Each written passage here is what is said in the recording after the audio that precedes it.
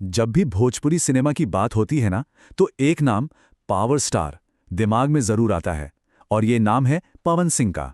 एक ऐसा नाम जिसके साथ शोहरत भी है, जबरदस्त संगीत भी है और हाँ, विवाद भी कम नहीं है।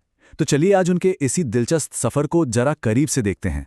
पावर स्टार ये सिर्फ एक टाइटल या एक नाम नहीं है। दरअसल ये उपाधि अपने आप में कहानी है। ये दिखाती है कि कैसे एक रीजनल आर्टिस्ट अपनी कला के दम पर देखते ही देखते पूरे देश में एक जाना पहचाना चेहरा बन गया। उनके पूरे सफर का सार कह सकते हैं इसी एक शब्द में छिपा है। तो हम उनके सफर को 5 अहम हिस्सों में देखेंगे। कहाँ से उनकी शुरुआत हुई, कैसे वो एक वायरल सेंसेशन बने, फिर भोजपुरी सिनेमा में उनका राज, उसके बाद राजनीति में उनकी एंट्री और आखिर में शोहरत के साथ आने वाले विवाद। हर बड़ी कहानी की एक शुरुआत होती है ना? और पवन सिंह की कहानी शुरू होती है बिहार के एक बहुत ही छोटे से गांव से। वहां से निकलकर पावर स्टार बनने तक का सफर वाकई में काफी लंबा था। तो देखिए, उनकी शुरुआत किसी बड़े म्यूजिक स्कूल से नहीं हुई। ये वो टैलेंट था जो बिहार के गांव जो कहेरी की गलियों में पला बड़ा। मतलब सोचिए, छोटी सी उम्र में हारमोनियम बजाना सीख लिया और फिर वही मंदिरों में छोटे मोटे फंक्शंस में गाना शुरू कर दिया।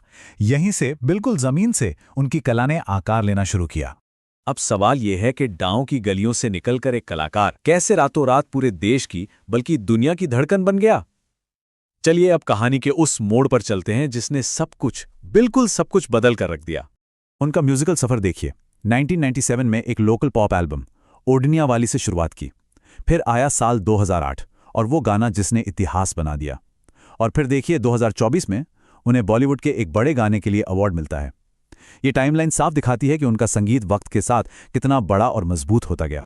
लॉलीपॉप लागेलू, बस ये सिर्फ एक गाना नहीं था।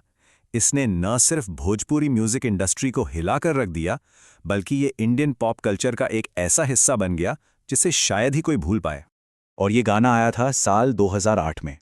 बस ये एक साल इसने पवन सिंह को सिर्फ एक भोजपुरी गायक से सीधे एक ग्लोबल सेंसेशन बना दिया। उनके करियर का सबसे बड़ा, सबसे जबरदस्त टर्निंग पॉइंट यही था। लेकिन कहानी यहीं खत्म नहीं होती। वो भोजपुरी तक ही नहीं रुके। 2020 में उन्होंने कमरिया हिला रही है से हिंदी म्यूजिक में एंट्री मारी। और फिर तो 2024 में ब्लॉकबस्टर फिल्म स्त्री 2 के लिए आई नहीं गाकर उन्होंने बॉलीवुड में भी अपनी धाक जमा दी।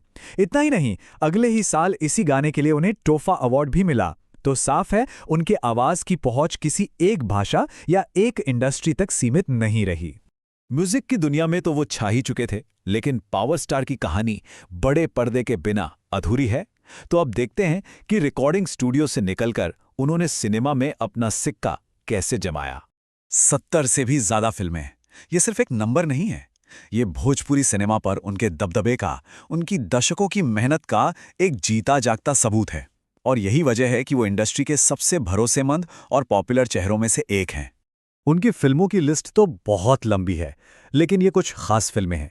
2007 में रंगली चुनरिया तोहरे नाम से उन्होंने एक्टिंग डेब्यू किया और तब से लेकर आने वाली फिल्म पावर स्टार तक उनका फिल्मी करियर लगातार ऊपर ही गया है। तो संगीत हो गया, सिनेमा हो गया, अब कहानी एक ऐसे मोड़ पर आती है जहां दांव सबसे बड़े थे, मतलब राजनीति। ये उनके जीवन का सबसे नया और शायद सबसे ज्यादा विवादों से भरा अध्याय है।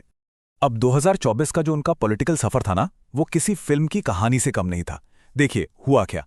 सबसे पहले बीजेपी ने उन्हें पश्चिम बंगाल के आसनसोल से अपना कैंडिडेट बनाया। फिर उनके कुछ पुराने कामों को लेकर विवाद खड़ा हुआ और उन्हें अपनी उम्मीदवारी वापस लेनी पड़ी। पर वो रुके नहीं। उन्होंने बिहार के काराकाट से इंडिपेंडेंट, मतलब निर्दलीय चुनाव लड़ने का फैसला किया। नतीजा क्या रहा? वो तीसरे नंबर पर आए और सीट जीत नहीं पाए। और इस सब के बाद 1 अक्टूबर 2025 को वो ऑफिशियली वापस बीजेपी में शामिल हो गए। मतलब एक के बाद एक कई नाटकीय मोड़ आए। कहते हैं ना, जहां शोहरत की चमक होती है वहां विवादों के साए भी होते हैं। तो चलिए अब उनके जीवन के उन पहलुओं पर भी एक नजर डालते हैं जो अक्सर सुर्खियों में बने रहते हैं। उनकी निजी जिंदगी हमेशा से ही पब्लिक की नज़रों में रही है। उनकी पहली शादी जो एक दुखद हादसे के साथ खत्म हुई, और फिर दूसरी शादी जिसमें घरेलू अनबन के चलते तलाक तक की नौबत आ गई, ये सब उनके सार्वजनिक जीवन का एक बहुत मुश्किल हिस्सा रहा है। निजी जिंदगी के अलावा भी उनकी पूर्व सहकलाकार अक्षरा सिंह के साथ कानूनी लड़ाइयां हों, या फिर हाल ही में वाराणसी में एक होटल इन्वेस्टमेंट को लेकर लगे आरोप, ऐसे कई मामले सामने आए हैं जिन्होंने उनकी कहानी में और भी परतें जोड़ दी हैं।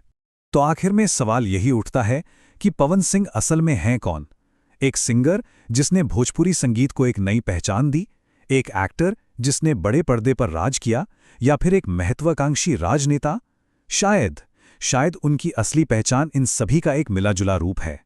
जो भी हो, पावर स्टार की कहानी अभी खत्म नहीं हुई है और देखना यह है कि भविष्य में ये और क्या नए मोड़ लेती है। जब भी भोजपुरी सिनेमा की बात होती है ना, तो एक नाम पावर स्टार दिमाग में जरूर आता है, और ये नाम है पवन सिंह का। एक ऐसा नाम जिसके साथ शोहरत भी है, जबरदस्त संगीत भी है, और हाँ,